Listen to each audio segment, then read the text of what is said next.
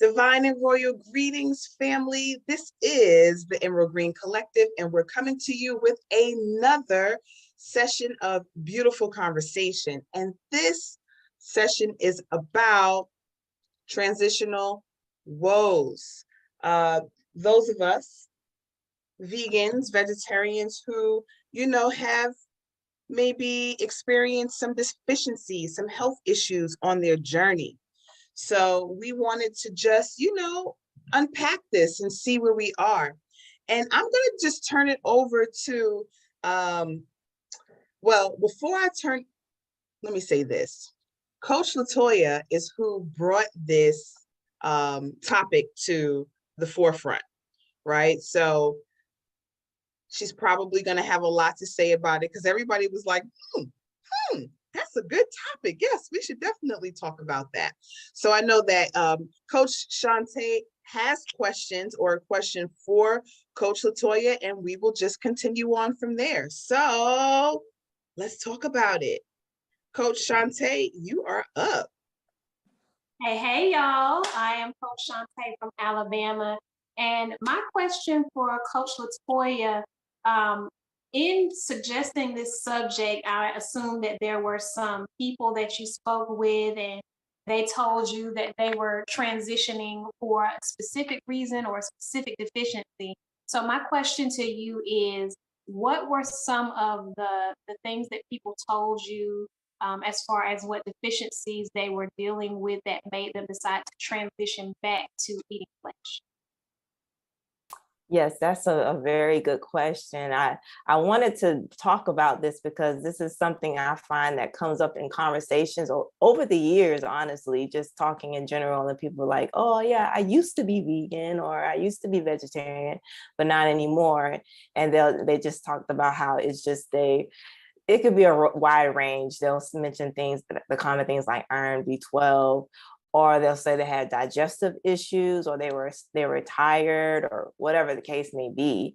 And I was just always curious. I really am curious to really have a study done, like do my own little study or something just to see, because I'm like, there is a population of people that have been doing this for years and they are still on the journey. But then there's this population of people who are not on the journey anymore. And then there's a population that are not on the journey, but they know they felt better when they were eating more plant-based and not eating any flesh.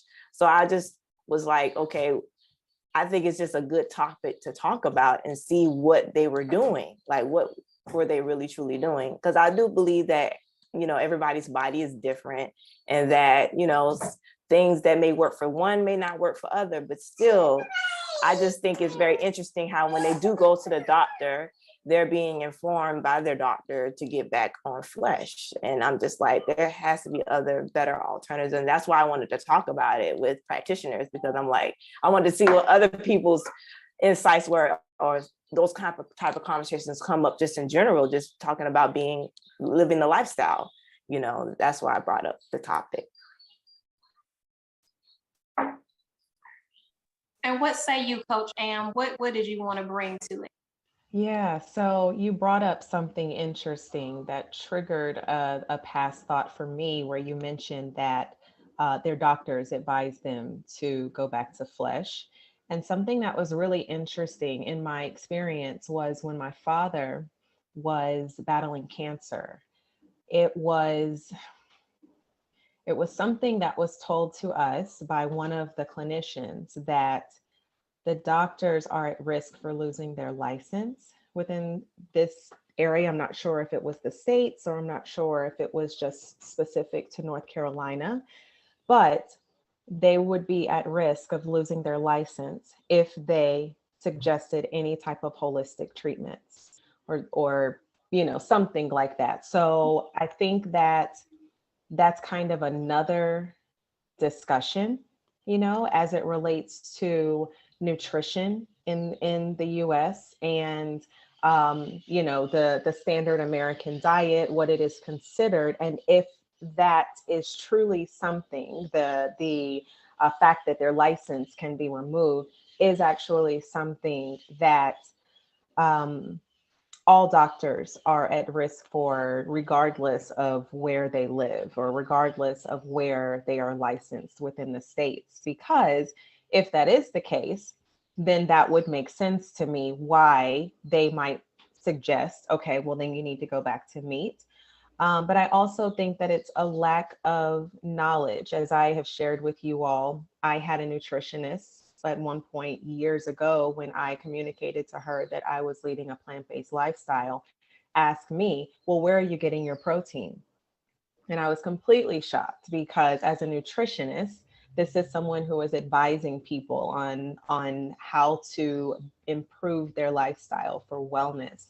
And it was disturbing as well. And I'm pretty sure that my response definitely put her in a position where she was ready to have me out of her chair because I took it upon myself to educate her, just a bit respectfully, of course, but my shock was very evident. And so I think that it's just a larger, more broad conversation that either needs to happen or just more that we have to understand as to why that would be the suggestion if you're experiencing those issues on that particular leading that particular lifestyle, not the diet. I will say that I did have a friend though who was vegan for 3 years, and this was her, her experience. At the end of that time, she was beginning to have some digestive issues. She was very weak and having trouble sleeping. And when she went to the doctor, it was discovered through her labs that her iron was severely low, in addition to B12, as you mentioned, Coach Latoya. Her vitamin A, her vitamin D, and her zinc were very low. And so she ended up beginning to incorporate some fish, meat, and eggs in her diet. She is still largely plant-based, but that was just the decision that was made. And then after that, she was no longer suffering from some of those same issues that she experienced. Hair loss was another one. It was just, sort of an array of things that started to happen as a result of being on this particular lifestyle journey for as long as she had been. So it's a very interesting topic. And I too wonder if it's what other factors are at play, basically, because it seems to be a certain subset of people who, to your point, can, carry out this particular lifestyle and they're fine. And then others where it seems to be, they're experiencing the challenges and make other decisions. That's definitely real. As you were speaking, Coach Am, I was thinking about, are there things within the animal kingdom that two-leggeds need for their nutrition? So, fish oil came to mind. Before I became a vegan, I would, not only for myself, but I had a dog as well. And we both took our fish oil pills for that lackluster. Um, I think of the cow and the nutrients, I believe they said that are in its, I believe it's the bone marrow. Please don't quote me on that. But I wonder if there are ways, do we actually need those things, right? And if we do, is it a way to ingest them without it being in the form of flesh, right? Because we know that flesh definitely takes a longer time to fully digest within the system. There are other factors as it relates to the animal, the flesh itself, that are concerning for me, i.e., how the animals are being raised, treated, what they're eating, and so forth and so on. Coach Latoya did a interview, can I call it an interview, this weekend. And one of the things that I heard the young lady say was some of the things, or something that she read, or maybe even an interview that she did, some vegans, as they got older, they began to lose a lot of like muscle mass. So I guess my question is, are these animal supplements necessary for two-leggeds? If it is, can it be another way to take it in? And when you are vegan, I know for me personally, I had no knowledge. I knew nothing other than I did not want to eat flesh, and I tripled down on the carbs, which of course caused all types of health issues. But I didn't know that at that time, but it didn't make me go back to eating meat for sure. I just knew that something else got to give. And for the most part, I do see some elevation in my my moods or even in my health. But one of the things that I jotted down was Dr. Pookram's book, Vitamins A through Z. So there are things that we should be taking in that we probably are not, whether it comes from an animal or what have you. We're just not taking in all that we should be taking in to be completely healthy. That zinc, yes, vitamin and minerals, A to Z, definitely. So I don't know if it's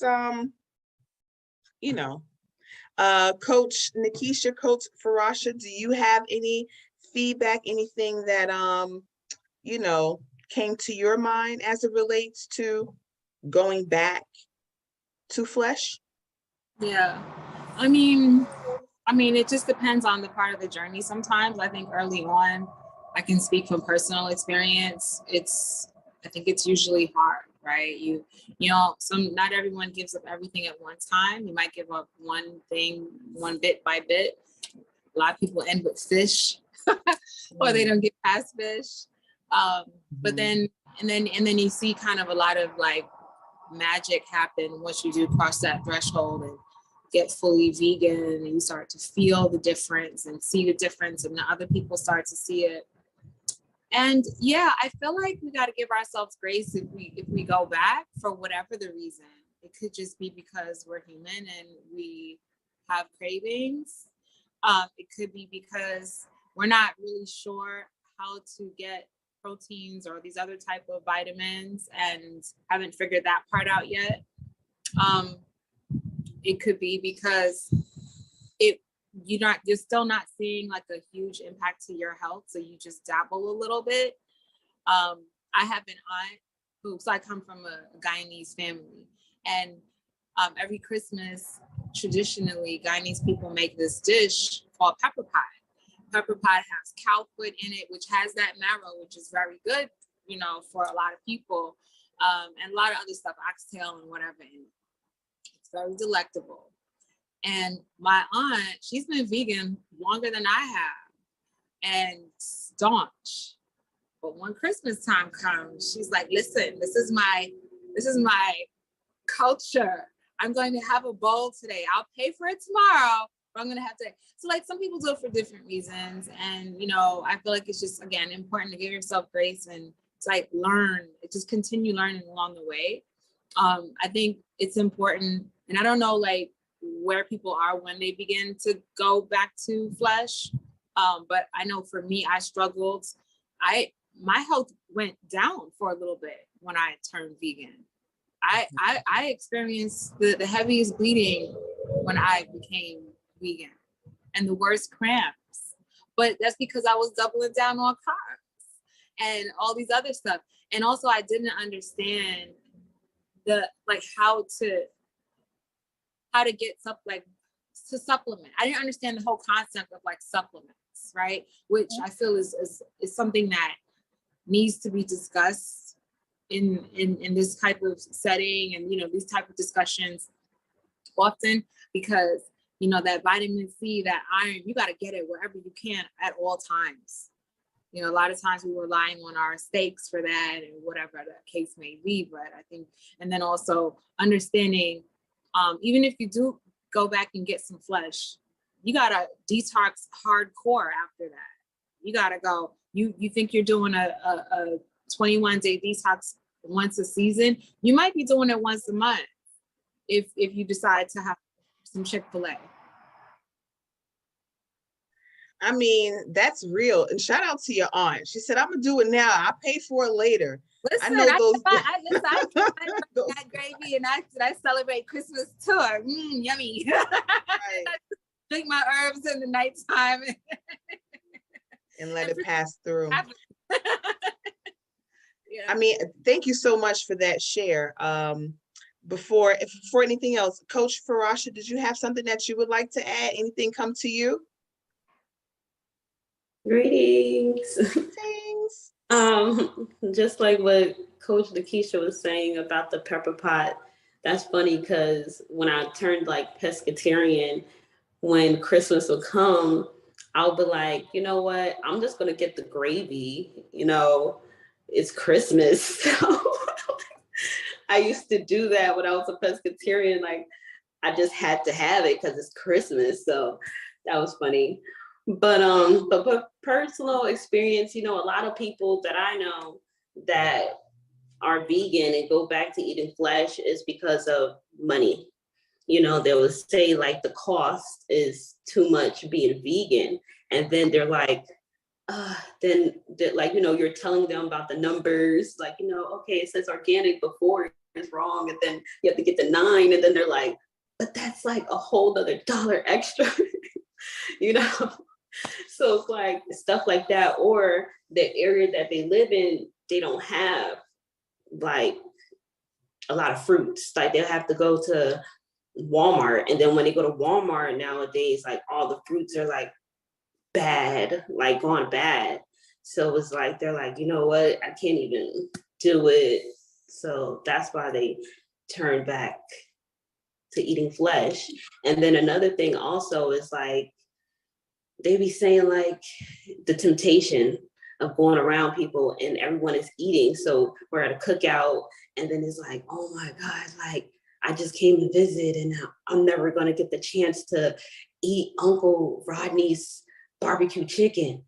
So they want to eat the chicken, so it's like things like that happens. So it's all about discipline and willpower at the same time.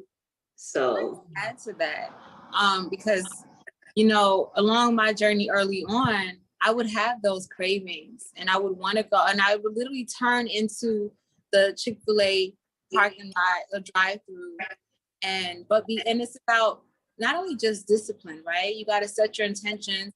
You're battling something deeper than just the physical when you go on this journey, and you have to ask the Most High for support. And when you ask for it, you're going to get it in the form of you turn the parking lot and there's 20 cars. So now you're not as enthusiastic about waiting for that chicken sandwich. It forces you to rethink. Or you go to the deli and you really want a turkey hero and they're out of turkey. You don't go, and now you can choose to try to find another deli, but now you have this moment where you have to contemplate your decision because what you wanted is available. And it's important to take heed to those type of signs. That's divine intervention, really. That's really what that is. And then as far as like people not having the money, I know it's expensive. It is. My bank account tells me so. However, and I don't have a garden anymore these days, so I am going to the farmer's market, and it is an hour away, but it's a battle, it's a fight, and you gotta fight. It's not. They don't make it easy for Black and brown people to have access to that. They don't make it easy for us to live and thrive. And so, as hard as they make it, that's as hard as you gotta fight to make sure that you get what you need. Money can't be an excuse, and distance can't be an excuse. It's a battle. It's a war, and you gotta treat it like that. Yeah, that's exactly what it is. Like when I tell people, it's like, it's all willpower. It's more than that. You just gotta push through. Because to me, I don't know, I could be around meat and stuff, and it's just like I don't want it, because it's like just me thinking like about putting there is like, I don't know, it's just do something, So it's like And then the thought about it is like, man, I took all this time to get myself together. You think I'm gonna go back? Mm-mm. It's gonna make it's me like getting a white chip all over again. You got to go right back to the drawing board. You got to start over. And then you're gonna put yourself in like this emotional like distress, like because it's like, dang, why did I do that? You know? Mm-mm. So it's like, yeah. Yeah, I was going to say that, you know, for the people that there's a way to shop, even when though it may appear to be expensive. But on my journey, when I first started my journey, I was in a transition. You know, I had just dropped out of graduate school. I moved to a whole nother state and I was starting all over again. I had just started working at a job or whatever, you know, just to make ends meet. I literally had a budget of like, now at the time was just me, but still I literally had the budget of like $25 a week for my food, literally. But I had like staple items in my kitchen, but literally $25 a week. And I would go and there I would get I wouldn't get organic for everything, you know. That's what you just got to do what you have to do, you know, because my goal was to stay plant-based because I felt good. And I had a moment of going back to eating. I went to Baskin Robbins within, my daughter then spilled something. Hold on one moment. I'll get in a minute. But yes, but I had like a moment where I went to Baskin Robbins within maybe a few weeks of me eating no dairy. And I did not like the feeling of it. For me, when I feel the discomfort, that's enough for me. I didn't want it anymore. So I knew that my body was adjusting and that what I was feeding my body felt better. But I was definitely literally on getting like new cycle, new beginnings, barely had the money, but I made it work, you know. Even now I'm in a new transition, but still I somehow make it work to where I'm able to eat, you know, what I eat is definitely more than just the physical. It's a mindset, and you have to really want it, and you do have to set your intentions. Just like Nikisha said, it's extremely important. You know, it is like a war in some ways. Now it's a bigger picture and the access. And that's why I want to do some of the things I want to do in my community, because I know I just look at how different the grocery stores are on one side of town than it is on the other. And that makes me feel some type of way, you know, same type of same chain, but the quality is completely different on how the food is presented. So that's another topic for another day.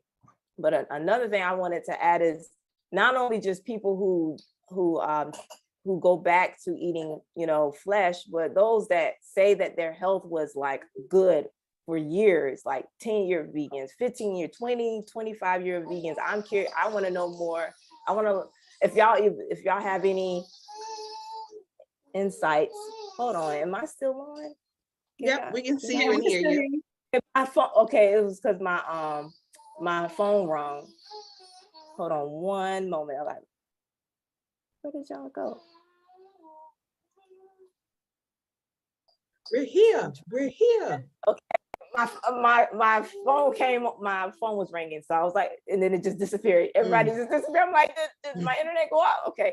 So, but like I was saying, like for the 10, 15, 20-year vegans that all of a sudden they have health issues. They were perfect. They were fine. And then just I'm curious to know about those two. Do y'all have any stories about people y'all know? Is it really though?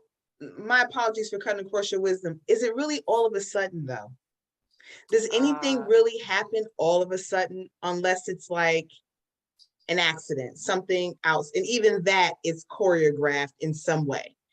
You know, I think that what we may do, one of the things that we learned from Queen is that most adults have 7 to 11 diseases, and we just learn to become comfortable with them, right? And then they manifest and grow into something else. So I love that you said that, but as soon as you said it, I thought, but is it really all of a sudden? Now, we had a woman, an elder in the community, that said, like, when she first started, she would tofu it up. Tofu was like the best thing since sliced bread. And she found all of these, her book is called oh, I think it's called RBG Vegan, something to the sort. And she said, like, I loved tofu. That was the thing. She says, but now after so many years of eating it, I realized how detrimental it was and is to my health. And I no longer eat it. But she said in those early days, I couldn't live without it. So if there are any decade running vegans listening, drop us a line. Let us know, what your journey was or anything that you can impart on us. But what were you saying, Coach Latoya? My apologies. Yeah, that is a good point because, that runs through my mind. I'm like, when I have talked to people, I'm like, so what really was it? I'm like, you was doing that for all that time. And then all of a sudden now you stop because of these health issues that you say that you didn't have. So that's why I'm like curious about that. So that is a good point. It's like asking them more deeper questions, asking deeper questions. I guess for some, it maybe you really legit have to have consultations and get to see what their history is realistically. But that's a really real point. And I know for me, when I transitioned to plant-based, I wasn't a big fan of the mock meats like that. Like as far as making them on my own, I was like, no. And then it's funny because when the first time my child's father visited me and he looked at my refrigerator, he was like, I'm actually impressed. He was like, I was expecting more junk vegan food, but you really got like your fruits and your vegetables and stuff. Like I feel like I always was on that tip. I think I had to because of my finances. I really had to really make meals for real, like with more whole foods. So yeah. Coach Shantae, did you have something that you wanted to add? Well, I'm glad you asked. So taking it back,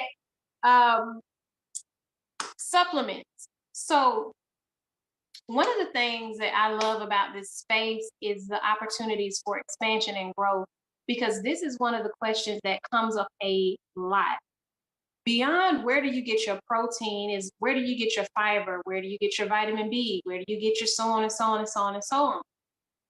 One of the things that I did learn is that it is extremely important and critical to have a working knowledge of nutrition as a science and not just knowing, how to cook. So I really got on this kick of like learning like the science of nutrition.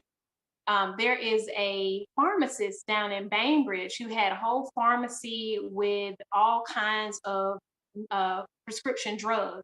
And when his wife got sick, I believe she had cancer, he revamped his entire pharmacy to where now he only has like a couple of prescriptions in there that are prescribed by doctors. Everything else is an herb or something of that nature.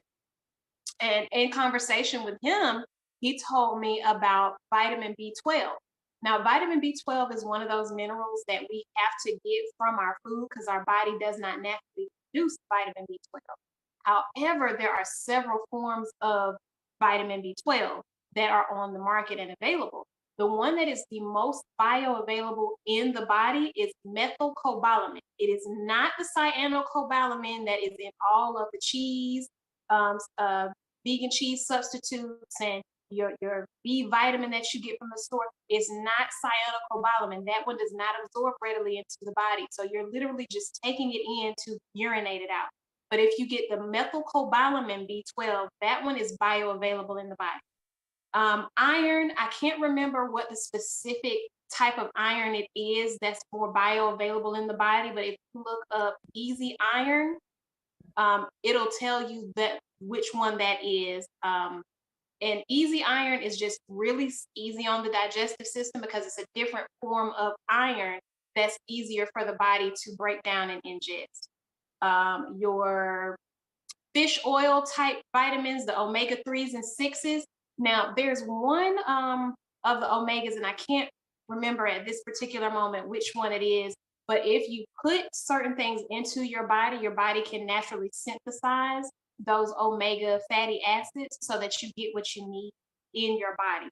one of the things that I learned throughout the process of just all of this, the reading and studying and everything, our bodies are factories, the machine. So we can put into the body the building blocks of whatever it is that we need. And our body is going to take those building blocks because the blueprint's already in here. And it's going to be able to create the things that we need in our bodies to have so that we're functioning at optimal capacity. Anytime that we find that we're sluggish or irritable or anything along those lines, any type of digestive issues, there's something going on in that regard that we have to be mindful of. And we've got to go to the books. If you have the ability to go to the books, look those things up, figure out where your deficiencies are. If you can go and get blood tests done, go get your blood test done to figure out exactly what your deficiencies are. And then you can find the things that you need. And if you are interested, the pharmacy is Lifeway Nutritions in Bainbridge, Georgia. Lifeway Nutritions in Bainbridge, Georgia. You can call him up on the phone and he will talk you through whatever vitamins, minerals you need. He can ship things to you. Like, he is amazing. The other point that I wanted to make, in this pursuit of knowledge, I discovered a company called Precision Nutrition, and they have a couple of different certifications, and I have taken a couple of them, which is a conversation for another time. But the level 1 nutrition certification and the how to coach a plant-based diet, those are 2 of the certifications that I'm taking. And in the how to coach a plant-based diet certification, they talk about our needs for protein. And as we age, how we need more protein in our body in order to maintain muscle mass.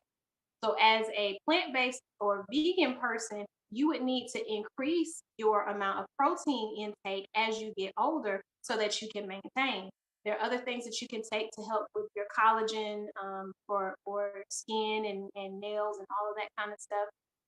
That really can keep you on the natural and holistic vegan or plant-based side of things.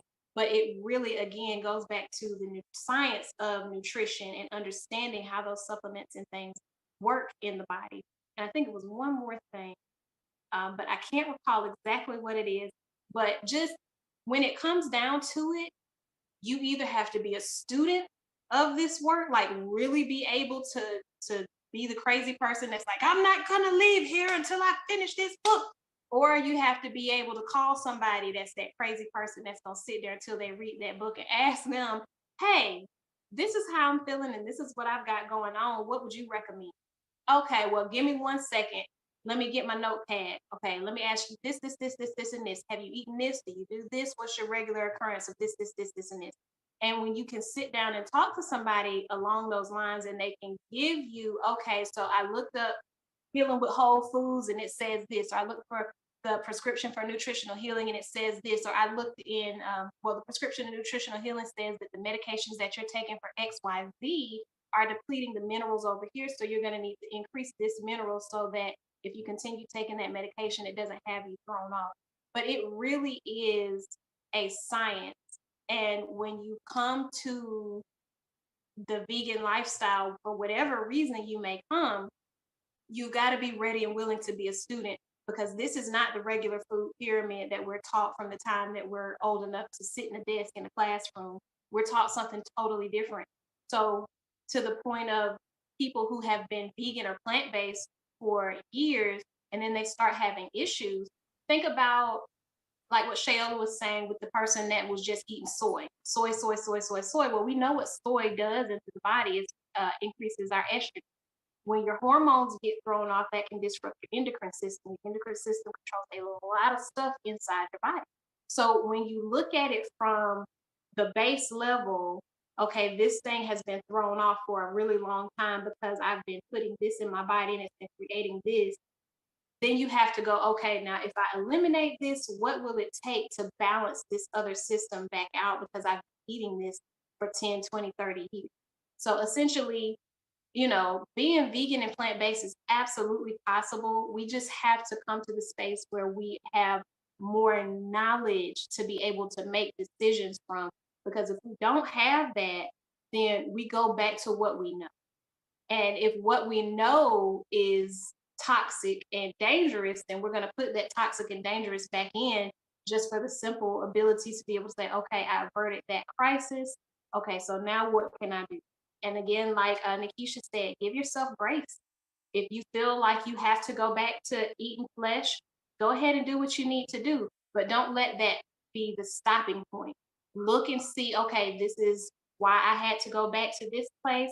Okay, the next time I try, I know I need to have these supplements on hand, point blank period. Like my spirulina, I found a half-gallon jar full in the back of my cabinet, and I was like, yes, because I thought I was about to run out. I was gonna have to order some more, but I found another half-gallon jar I had pushed it back, and I was like, come on to the front, baby, because I have to have that all the time. Every single day, I've got to be taking in spirulina or seaweed of some kind so that I can make sure that my vitamins and minerals are on the level they need. But yes, that's what I wanted to add. Give thanks, give thanks. I saw that Coach Dom came in. Well, he dropped off. Hopefully he'll come back in. He works sometimes underground, so his internet can be weird. But you know, I think that, well, I wanted to veggie back on something that Coach Latoya said as it relates to the grocery stores.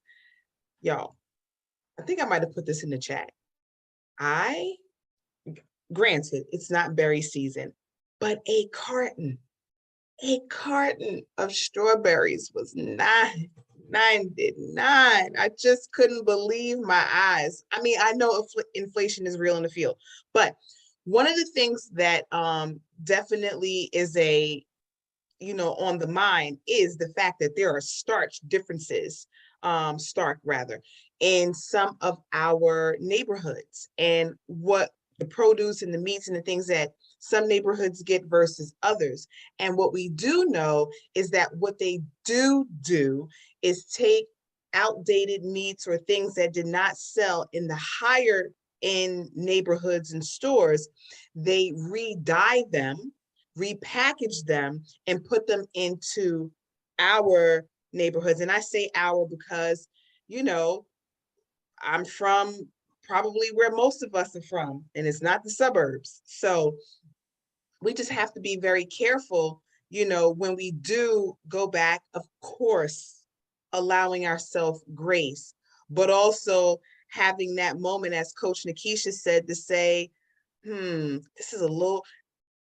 this may be my moment for me to think about whether or not I truly, truly need this particular thing. But just even knowing that the most things that we eat, especially in the US, probably have been compromised in some way.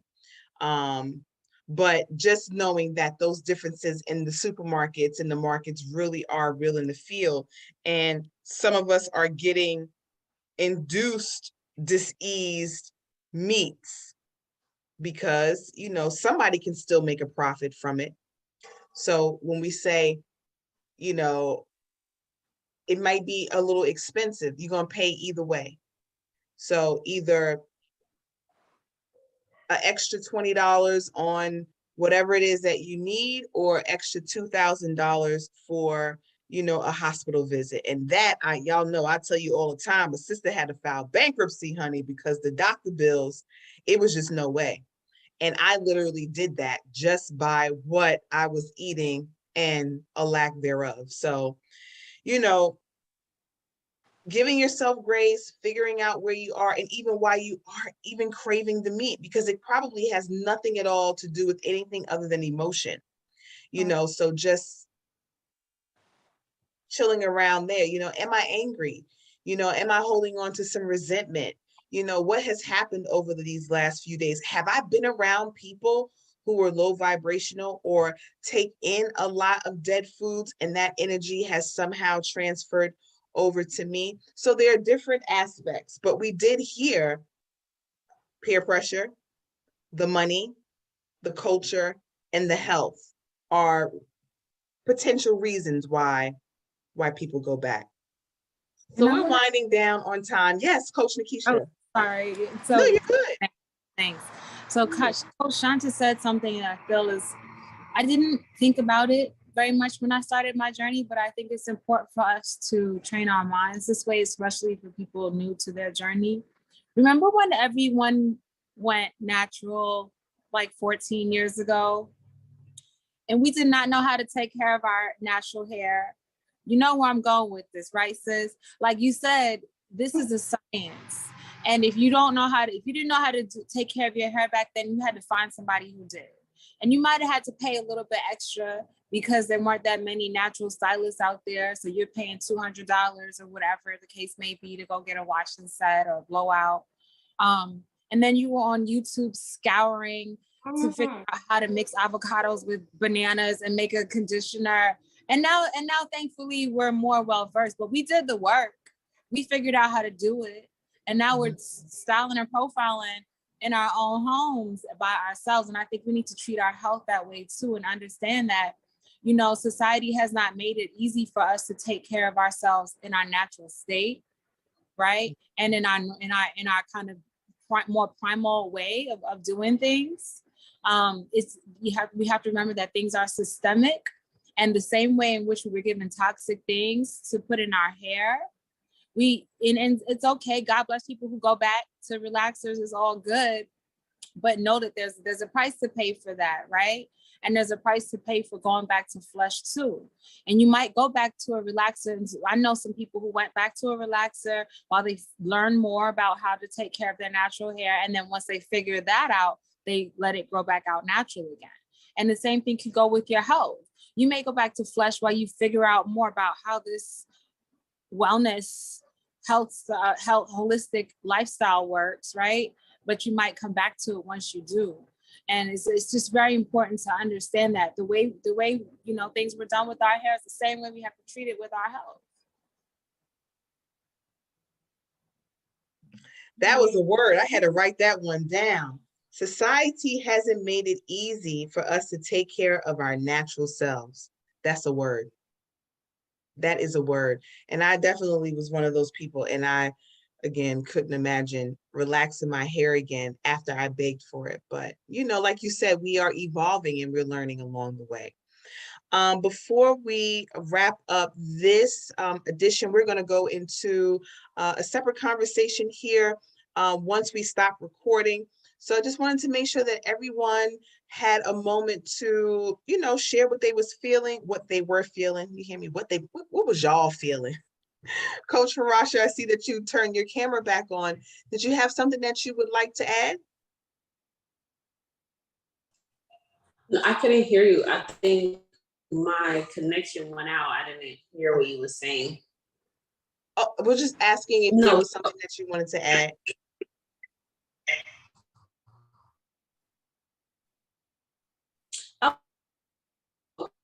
No. Okay, your internet probably won't let you do it anyway. Turn my camera back Definitely on. coming in a bit choppy. Not to add anything. Okay. Okay. Well, family, if you have any topics, anything that comes to you that you would like us to discuss, unpack, definitely feel free to drop a comment. You can also check us out on Instagram. We finally got a page. Well, we had a page, but we're finally working the page, which is emerald_green_collective. You know, again, check us out there, and our website, theemeraldgreencollective.com, where you can learn more about us, the work that we are doing, and you can always book an appointment for guidance and support on your healing journey. We do recognize that everyone is at different spaces in their journey.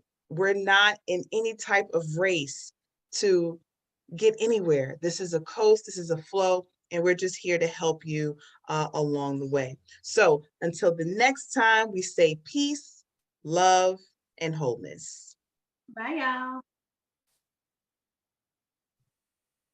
Peace. Peace.